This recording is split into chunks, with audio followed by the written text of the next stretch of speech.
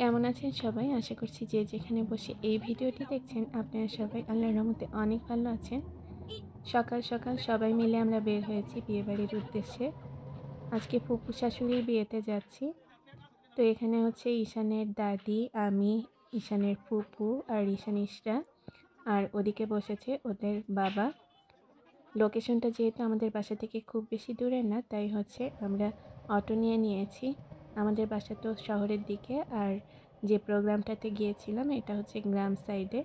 তো অনেক দিন পরে গ্রামে যেতে আমাদের বেশ ভালো লাগছিল।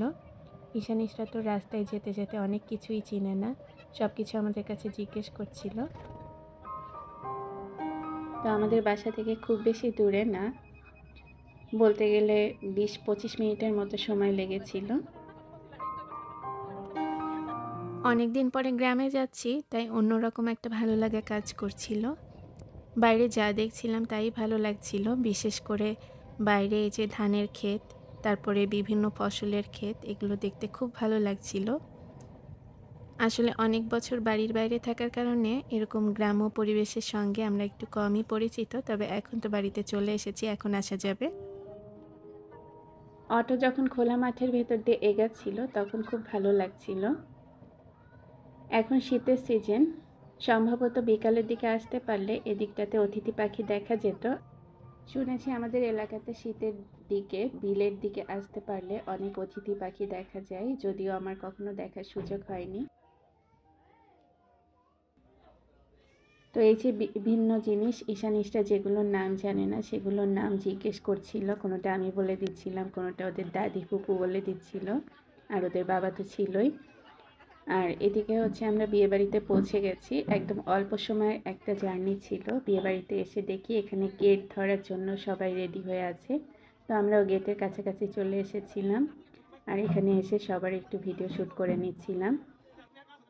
অনেক ছোটোবেলায় 2টা কাজিনের বিয়ে দেখেছিলাম গ্রামে, তারপরে আর গ্রামে কোনো বিয়েতে অ্যাটেন্ড করা হয়নি। আমাদের যেহেতু সব আত্মীয় স্বজন শহরে থাকে, তাই শহরের বিয়েগুলোতেই অ্যাটেন্ড করা হয়েছে। তো এই যে এখানে দেখতে পাচ্ছিলাম যে সবাই মিষ্টি, শরবত আর অন্যান্য আইটেম নিয়ে বরকে এখানে রিসিভ করার জন্য দাঁড়িয়ে আছে। তো এর মধ্যে বরও চলে এসেছে। সবাই এখন বরকে রিসিভ করার যত ফর্মালিটি আছে সব কিছু নিয়েই ব্যস্ত। আমরা পেছন থেকেই দেখছিলাম। সামনের দিকে চাচিরা ছিল, তো চাচিরা হচ্ছে বরকে এখানে রিসিভ করছিল।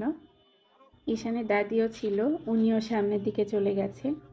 আর ওদিকে এত ভিড়ের মধ্যেও আমার মেয়েটা সামনে চলে গেছে, ওর দাদির পাশেই দাঁড়িয়েছিল আর দাঁড়িয়ে দাঁড়িয়ে সব কিছু দেখছিল।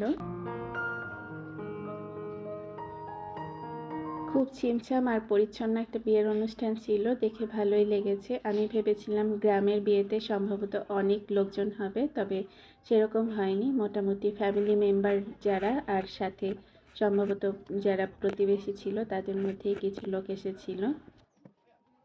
তো এখানে বরযাত্রীরা সবাই ভেতরে চলে এসেছে এক এক করে। এরপরই হচ্ছে আমরা ভেতরের দিকে একটু গিয়েছিলাম, ভেতরে যেয়ে দেখছিলাম যে কনে কি করছে। তো এই যে চলুন কনেকে দেখিয়ে আনি। এই ঘরে কনে বসেছিল, তো কনের কাছাকাছি যেয়ে এই যে ইশরামণি বেশ কিছু ছবি তুললো, সাথে আমরাও বেশ কিছু ছবি তুলে নিয়েছি, কারণ পরে আর সময় পাওয়া যাবে না।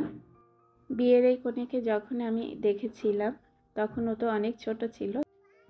আর এদিকে হচ্ছে এই যে বরের গাড়িটা রেখেছে, তো এখানে এসে ওরা বেশ কিছু ফটোশ্যুট করছিল। ইশরার সব ফুপুরা এসে ওখানে বেশ কিছু ফটোশ্যুট করলো, সাথে আমিও ছিলাম।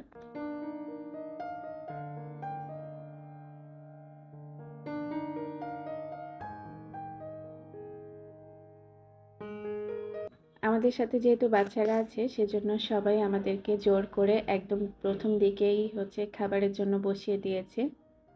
তো এখানে সবাই আমরা ডাইনিংয়ে বসে গেছি। ডাইনিংয়ে খাবার সময় আর শ্যুট করা সম্ভব হয়নি, খাবার পরে এই অসাধারণ দৃশ্যগুলো শ্যুট করেছি।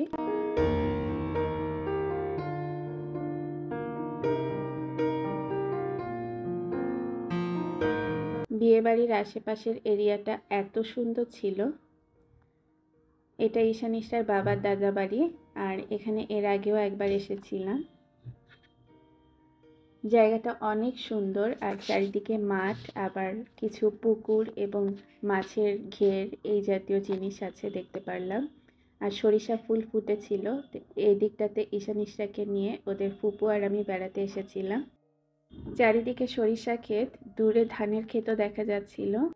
এই জায়গাটাতে বেশ কিছুক্ষণ ঘোরার পরে তারপরে আমরা বাড়িতে চলে এসেছিলাম। আসার সময় আর ভিডিও শ্যুট করা হয়নি। আজকের এই ভিডিওটা আপনাদের কাছে কেমন লেগেছে তা কমেন্ট করে জানাবেন। আশা করছি এরকমই ভিডিও নিয়ে খুব তাড়াতাড়ি ফিরে আসবো।